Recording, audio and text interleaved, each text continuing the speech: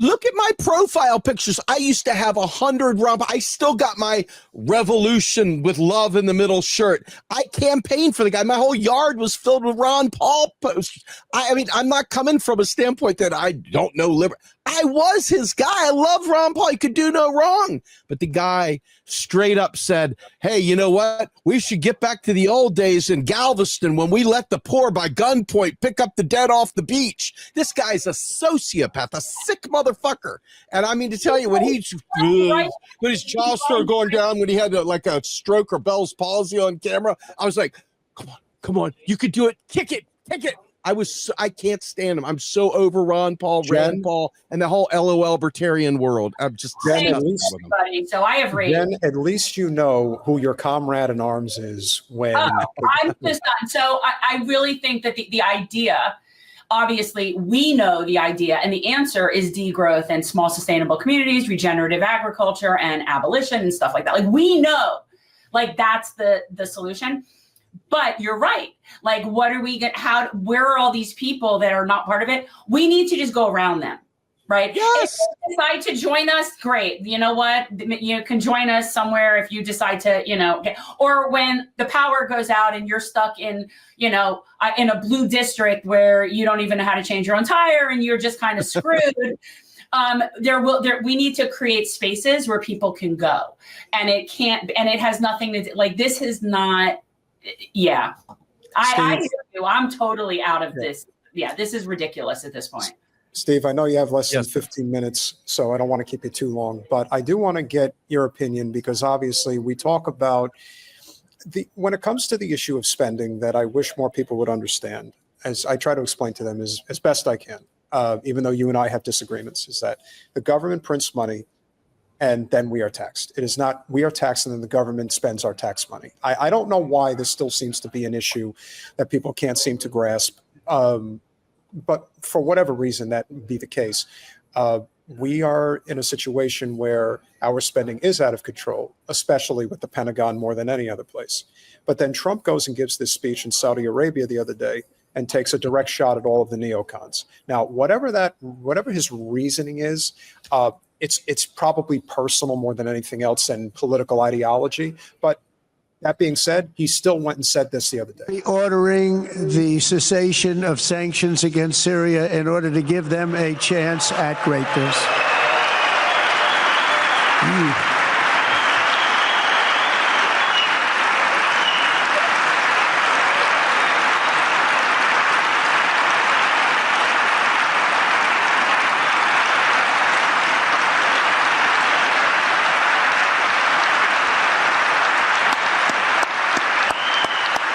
You see, they love me. I'm really an incredible person.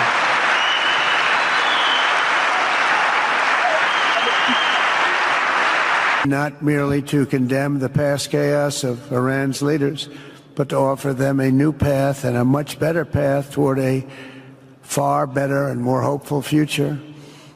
As I've shown repeatedly, I am willing to end past conflicts and forge new partnerships for a better and more stable world, even if our differences may be very profound, which obviously they are in the case of Iran. I have never believed in having permanent enemies. I am different than a lot of people think. I don't like permanent enemies, but sometimes you need enemies to do the job, and you have to do it right.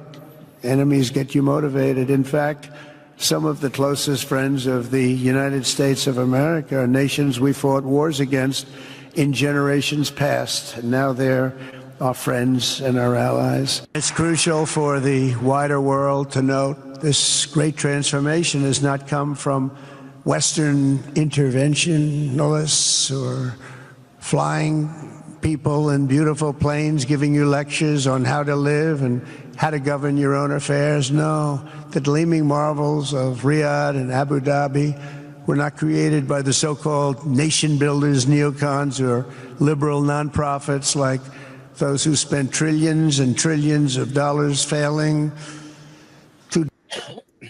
When he's calm and collected, you can see why people are drawn to him. It's easy to see it. I just, He just sounds like he's asking these things, not saying these things. Like he's just talking like it's no big deal, because he doesn't give a shit. Just remember where I told you, my fountainhead starts with "We don't live in a democracy," so everything after that just bounces off my forehead. I know. We watch it and it doesn't. What is the point of even? Yeah. Well, again, everything. Well, the one thing we can all agree on is that everything with our commander in chief is strictly transactional. So if we happen to get things to our benefit, it happens to be because it is working in what he perceives to be his favor. But just making this statement, effectively saying this whole nation building neocon bullshit is ridiculous, and it is. But I think he's, again, the reason I think he's saying it is strictly because he realizes that from a financial standpoint, it's a waste. And the amount, but this is where we, as people who are supposed to be objective politically, Steve, are supposed to rally at the president and say, well, if you care so much about wasteful spending and you're so caught up with Doge and what they're doing, you could probably eliminate at least half, if not probably up to 75% of the Pentagon budget right now, because it's all waste. Can I deal with something very quickly first? Sure. Stephen Martell, we know that it's a republic. We do. I mean, that argument, I mean, that was sort of we're past that. We know it's a republic. But yet, what we're saying is it's based on premise of democratic process. So it's an electoral process. That's right. So yes, That's we right. know that we're not a direct democracy. We know that. Let's stipulate it, counselor. Let's move on. Thank you. Yeah. Okay. So hey, let me speak about the neocon, Trump's speech and all this other stuff, right? Let's just be really, really fucking clear. Syria, which they're lifting sanctions on, they allowed it to be gutted and the people to be beaten and destroyed in there, and it's still going on. It was the help of fucking Israel. Let's be fair. Okay. Yep. This is not some benevolent thing. This was all part of eliminating Assad. Now, whether you think that was a good thing or not is irrelevant. Don't act like we're here to take care of all of our people, the Syrian people. No, we're totally here for that reason. Shut the fuck up, Donnie. You know what I mean? Like, I'm sorry, for real. Like, I can't get past the kayfabe of it all.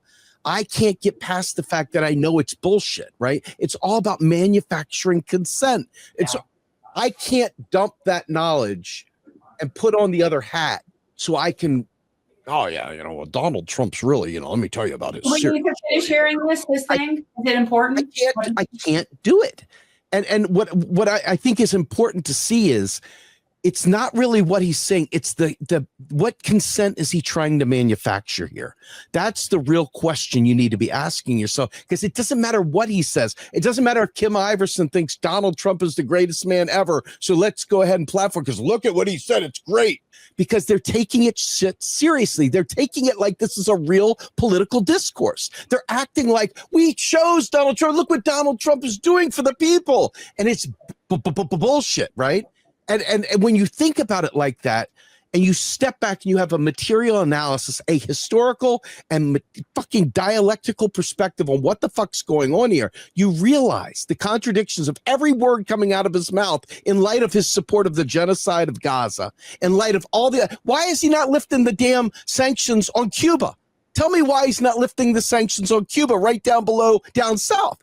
He's not doing it because why? Because there's no political angle here that matches what they're trying to do. This is all part of the greater Israel project. This is all part of a much different storyline than what we're thinking of. This is about us really, really, really cementing ourselves in the Middle East, okay? And it's not about people, it's about oligarch desires. The oligarchs that are in this school of the capital order want something. The oligarchs on the other side don't want that something. Maybe they all want it. Sometimes it's the same, but it's not we the people. Nothing about this stuff. And if it happens to accidentally sound good, that's the problem. Was we hang on to these things as well, shit, there you go. Donald Trump is not a bad guy. Look at what a great thing he just said. But you've got to understand the modus operandi. You got to understand the motivation. What is going on here? And Donald Trump and his blowhard. Let me go ahead and dominate the conversation. Let me tell you some really, really interesting things about really interesting stories that I've got to tell you about interesting things. He's saying a whole bunch of nothing. Okay. He's saying a whole bunch of nothing. People we once fought in the year of our Lord 800 BC are no longer our enemies anymore. We've now finally crossbred into their nation, and now we're all one people. Aren't we so satisfied? Whatever the hell he says. I mean, it's always some bullshit. So, my anger for this comes from a larger perspective. For me, when I see this stuff, whatever he's doing, whatever he's not doing, you have no power to change. This is not about, fuck your republic shit. This is not even about any kind of representative democracy. There's no element of us getting our needs met here.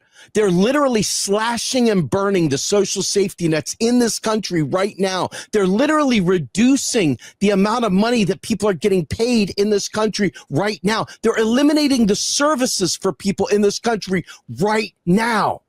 And simultaneously giving gold cards to $5 million, and you too can come to America. Buy my Trump gold card. And hey, what about those fucking the white genocide of South Africa? I mean, what the fuck? There's much to discuss there. That's a whole other. Jesus Christ. Let's finish this up. Yeah, I was going to say, I have 1 minute. I have to go, but I want to say this before I go. Yeah. Somebody out there asked me, they said something about, this petrodollar system was never built to last anyway, right? And it doesn't make a shit's bit of difference whether the USA is the petrodollar. I don't know economics, but let me talk about petrodollar, right? It doesn't matter whether that. Because Japan isn't the petro fucking dollar, but Japan has a free floating fiat currency just the same as the fucking United States. Yep. And there's no petro yen, you fucking yin yang. There is no fucking petro yen. It is literally, they have a currency that is their own. The UK has a currency, it's its own. Russia has a currency, it's its own. China has a currency, it's its own. The only thing that the dollar did was clear international transactions. But because we jumped into the mix right there after World War II, as the rest of the world was bombed like Gaza, because we leveraged our currency in the Bretton Woods Accord, we were awarded extraordinary privilege of getting low-cost imports. Now what's happening is the rest of the world's saying, no way, we're not going to deal with this anymore. And Trump tried one Hail Mary with the stupid-ass tariff crap, and it didn't work. And China says, you know what, Donnie boy? We're going to fuck your world up if you keep doing this, because we're not backing down, because you need what we have. We don't need what you have. We don't need any more of your pieces of paper, right? And so what's going to happen? The United States is going to have to accept its role as part of the world, not the controller of the world. And that's a good thing. I hope so. That's why it has nothing to do. Just real quick, because I have to go, and I just want this one thing. It has nothing to do with the petrodollar. The dollar is got value because the dollar is taxed in the United States, and you have got to pay your taxes in U.S. dollars. And guess what? That piece of paper you have in your hand, that's not a dollar. A dollar is an inch or a pound. It's a unit of measure, and it's on a ledger in the Fed. It doesn't exist outside of it, and it just sits there and swirls around the banking system. You get this little piece of paper. They don't print fucking money. God, stop saying it, people. Please, I beg you to never say print money again. Because what happens is the government spends money into existence, and it taxes it out, just like they do in Japan, just like they do in China, just like they do in the UK, just like they do in Russia, just like they do in Australia, just like they do all around the fucking world. The only difference was the United States had the payment system, the SWIFT system, which is why the BRICS have a prayer, because they're going to create another payment system that doesn't allow the U.S. to cut off their fucking assets. That is the big story right there. It's got nothing to do with the death of the dollar. It's got to do with the death of empire. And let us pray it happens like now. Anyway, that's my story. I'm sorry. I wanted to give you something good before I left out of here. know you've got to go. Thank you so much for coming. And I guess Peter's going to make me finish watching this, but that's okay. I'll torture Jen more. You can get lost. I'll see you guys. Hey, I want you to know how much I love you all, though. The Capitals, my Washington Capitals are playing what will probably be the last game of their season right now. And I spend my time with Yins. So enjoy Ovi while you got him. He's one of the greatest players brother. I know. But that's the beautiful thing about hockey. Yeah. Hey, real quick, tell Kike flying, wow, this meathead is stomping for the Jew. Just wow. Anyway, I'll see you guys later. Take care. Yeah. Bye, babe. Bye, Steve. You see, guys, when a channel starts to grow, and we have been cratering close to 300 live viewers today. But I'll block people. I don't care. I don't need you to. Well, you know what though? No, this is our show. This is my space. This is like coming into our house to some extent. And I don't mind debate. I don't mind different opinions. I don't mind all sorts of stuff. But vile shit, we don't need it. We really don't. I don't care. Yes, I'm not going to, yes, I'll do what I want with that. Don't even. And I have a pretty wide berth. Give them a wide berth. I do. The one thing you'll learn. You can sit there as a little Ziotroll. That doesn't bother me. But when people start talking about whatever that guy was just saying, which was that's some scary stuff. I don't like that. That's just not my vibe. Sorry.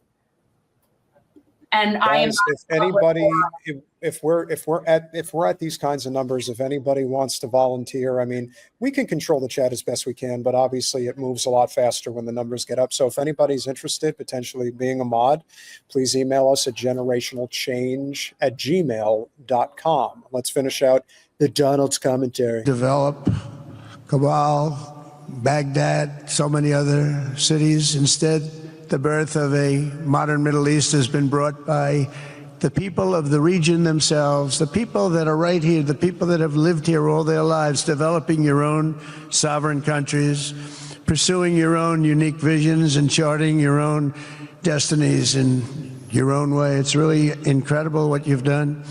In the end, the so-called nation builders wrecked far more nations than they built, and the interventionists were intervening in complex societies that they did not even understand themselves. They told you how to do it, but they had no idea how to do it themselves.